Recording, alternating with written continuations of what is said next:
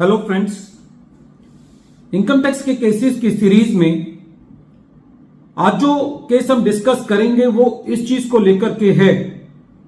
कि यदि assessment proceedings चल रही हैं और असेसमेंट प्रोसीडिंग्स में कोई ट्रांसफर प्राइसिंग का मैटर है जहां पर पहले ट्रांसफर प्राइसिंग ऑफिसर को मैटर रेफर किया जा चुका है और फिर डीआरपी के पास डायरेक्शंस के लिए एसएससी ने अपनी एप्लीकेशन लगाई है और डीआरपी यदि कोई डायरेक्शंस दे चुका है तो क्या डीआरपी की डायरेक्शंस देने के बाद असेसिंग ऑफिसर एसएससी से कोई ऐसी चीज मांग सकता है जो कि असेसिंग ऑफिसर ने ड्राफ्ट असेसमेंट ऑर्डर इशू होने से करने से पहले एसएससी से नहीं मांगी। सेकंड, इस केस के अंदर एक इशू यह आया कि यदि कोई शेयर्स की कॉस्ट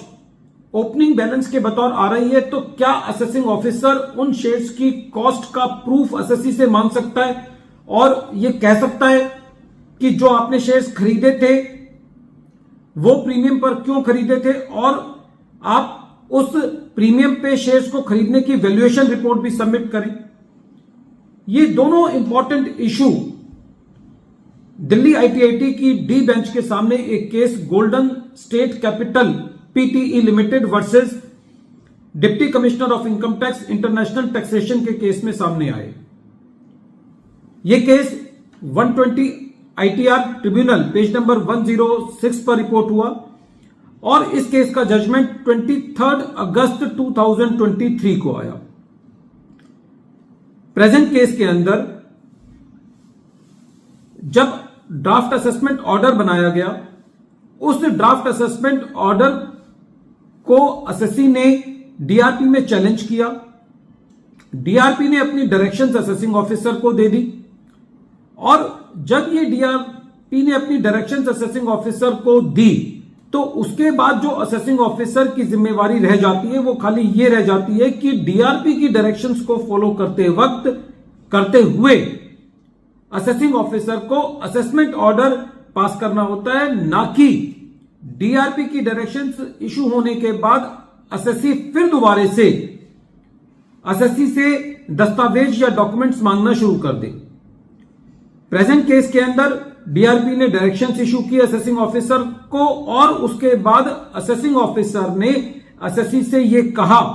कि जिस शेयर्स पर आप कैपिटल गेन कैलकुलेट कर रहे हैं उस शेयर्स की कॉस्ट को जस्टिफाई कीजिए। जो शेयर्स आपने खरीदे थे जिस कॉस्ट पर उसमें काफी अमाउंट शेयर प्रीमियम का था, आप एक वैल्यूएशन रिपोर्ट सबमिट कीजिए उस प्रीमियम को जस्टिफाई करने के लिए। और कहीं पे भी असेसिंग ऑफिसर ने शेयर्स की सेल प्राइस को कहीं पे भी क्वेश्चन नहीं किया था। जब ये मैटर ट्रिब्यूनल देख रही थी तो ट्रिब्यूनल का यह कहना था कि जो सेक्शन 144C सब सेक्शन 13 है उसकी ये सोल है कि जब एक बार डीआरपी डायरेक्शंस दे चुकी है तो डीआरपी की डायरेक्शंस के देने के बाद अब असेसिंग ऑफिसर के पास यह अधिकार नहीं रह जाता कि वो एसएससी से किसी और दस्तावेज की मांग करे। दूसरा, इस केस में ट्रिब्यूनल का यह कहना था कि जो शेयर्स की कॉस्ट है उसके लिए असेसिंग ऑफिसर एसएससी से वैल्यूएशन रिपोर्ट नहीं मांग सकता, क्योंकि कहीं पे भी यह मैंडेट नहीं है कि शेयर्स की कॉस्ट को जस्टिफाई करने के लिए एसएससी को शेयर्स की वैल्यूएशन रिपोर्ट देनी है। फर्दर, ट्रिब्यूनल का यह कहना था कि जो शेयर्स की कॉस्ट है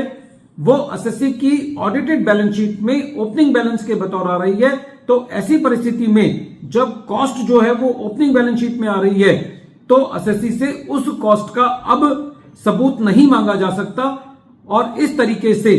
ट्रिब्यूनल का नटशेल में यह कहना था कि प्रेजेंट केस में क्योंकि असेसिंग ऑफिसर ने डीआरपी की डायरेक्शंस को टोटली डिसरिगार्ड करते हुए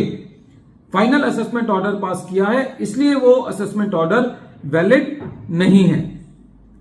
फ्रेंड्स, ये केस बहुत इंपॉर्टेंट है क्योंकि कई बार ऐसा होता है कि जहां तक जिस पॉइंट तक असेसिंग ऑफिसर आपसे डॉक्यूमेंट्स मांग सकता है वो जस्टिफाई है, लेकिन कहीं एक ऐसा एंड आना चाहिए जहां पर किसी मैटर की फाइनलिटी होनी चाहिए, जब डीआरपी अपनी डायरेक्शंस दे चुका है तो ये असेसिंग ऑफिसर की सेक्शन 144C के मुताबिक ये मैंडेट है कि असेसिंग ऑफिसर को उस डीआरपी की डायरेक्शंस को फॉलो करते हुए अपना असेसमेंट ऑर्डर पास करना है। वीडियो के अंत में एक बार फिर मैं केस का नाम रिपीट कर रहा हूं। केस का नाम है golden state capital PTE limited versus deputy commissioner of income tax, और ये case 120 ITR tribunal page number 106 पर रिपोर्ट हुआ। मैटर